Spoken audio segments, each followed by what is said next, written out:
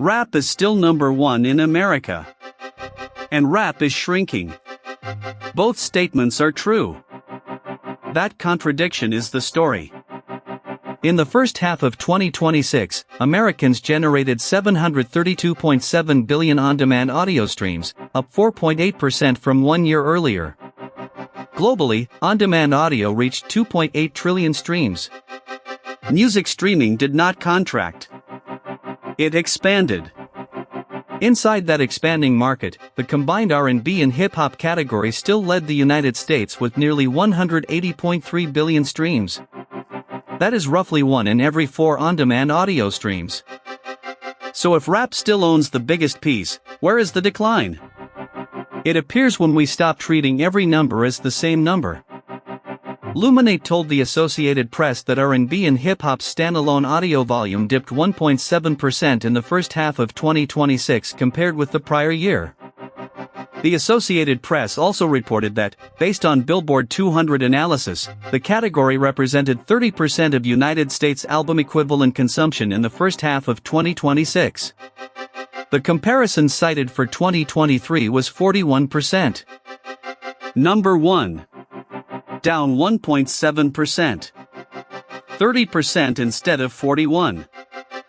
Those figures do not cancel one another. Absolute volume counts streams. Market share measures a slice of the whole market. Album equivalent consumption translates streams and sales into comparable units. Billboard 200 analysis looks at activity inside the chart. Mix those measures together and the data can say almost anything. So begin with what the evidence does not say. It does not say hip-hop disappeared. 180.3 billion United States streams is not cultural irrelevance. It does not say country or Latin overtook the combined category. Rock followed at 137.2 billion streams, pop at 87.8 billion, country at 63.8 billion and Latin at 63 billion. And it does not prove that one artist, one label, one platform or 1 week release calendar caused the shift. The honest headline is harder: rap still leads, but the lead is no longer expanding the way it once did. To understand why, go back to 2017.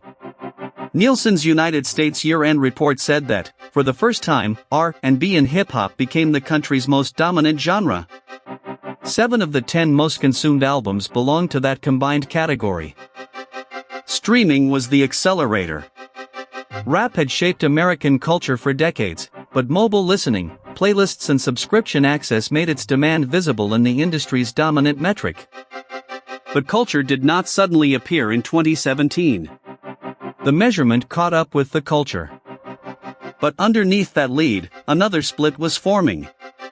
The Associated Press reported that streams for current R&B and hip-hop releases fell 7.1% in 2023, while catalog streams grew 11.3%. The audience was not leaving rap. It was choosing more old rap. That was a 2023 finding, not a direct measurement of 2026. But it reveals the pressure every new release faces. A new rap album competes not only against this week's drops, but against the entire recorded history of hip-hop on the same screen. A classic has no rollout fatigue. A familiar hook carries memory before the first second plays. Streaming removed the shelf space limit.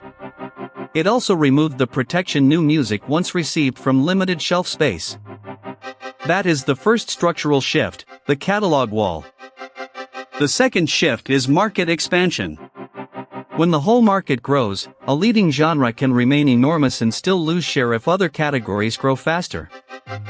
Luminate reported that dance and electronic had the largest positive change in United States on-demand audio share during the first half of 2026, gaining 0.51 share points. Latin music widened its reach too.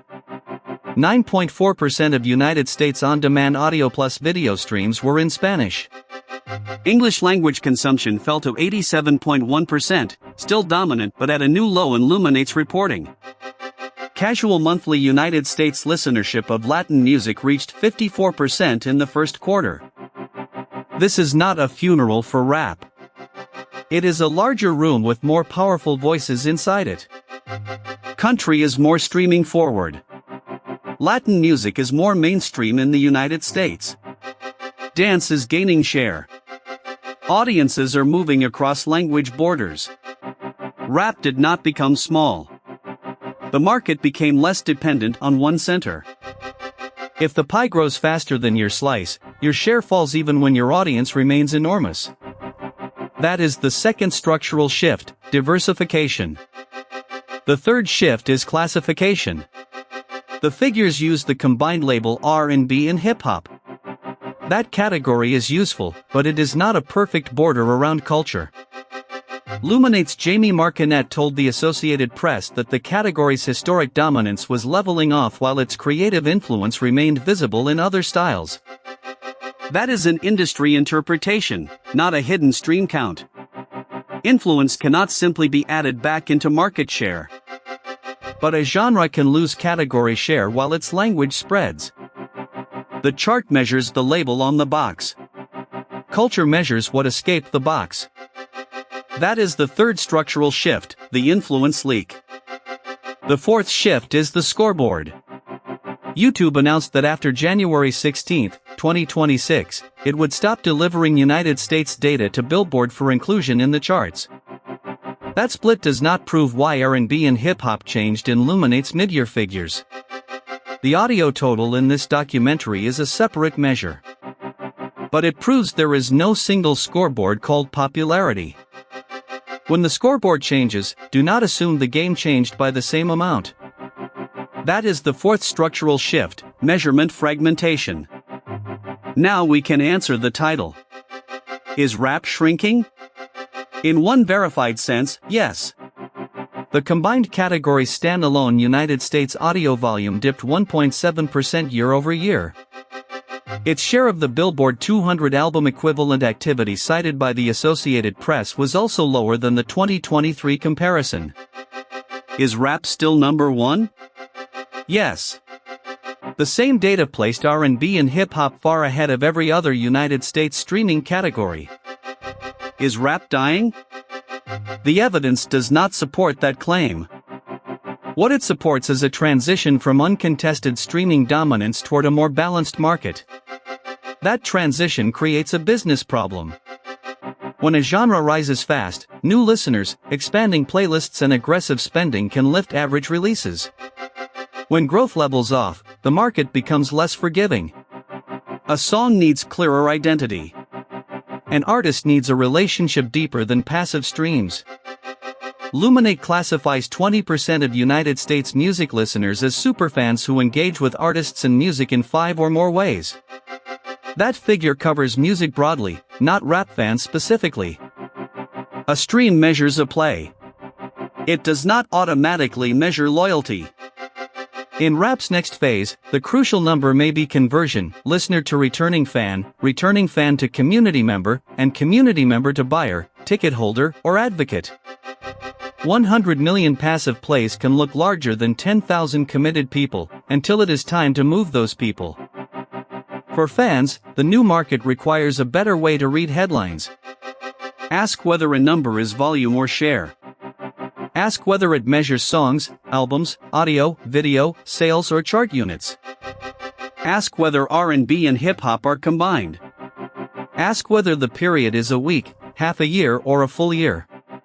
Ask whether the claim covers current releases, catalog music or both.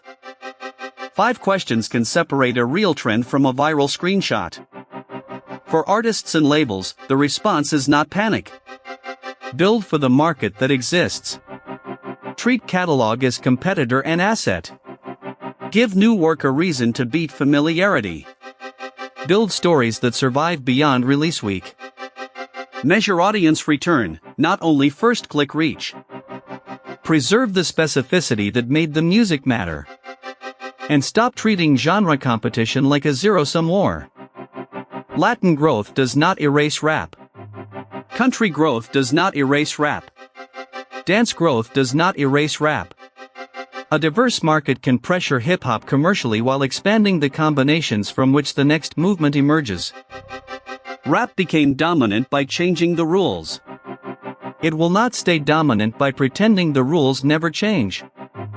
The biggest danger is not that hip-hop falls from number 1 tomorrow. It is that the industry sees a leveling market and responds with safer copies, shorter bets and manufactured repetition, creating the sameness it fears. The opportunity is the opposite. A mature genre has history, regional depth, independent scenes, global branches, and an audience capable of hearing more than one version of success. The next era will not be won by proving rap is the only center of popular music. It will be won by proving rap remains essential inside a world with many centers. Still number 1 is a ranking. Still necessary is a culture. So when someone posts a chart and declares that rap is dead, look at the denominator. Look at the time period. Look at what the platform counted and what the genre label could not contain. The numbers show pressure. They also show 180.3 billion reasons not to confuse pressure with disappearance. Rap is not gone. The easy growth era is. If you want more evidence-first breakdowns of the machine behind rap culture, comment the word shift and subscribe to Behind the Bars.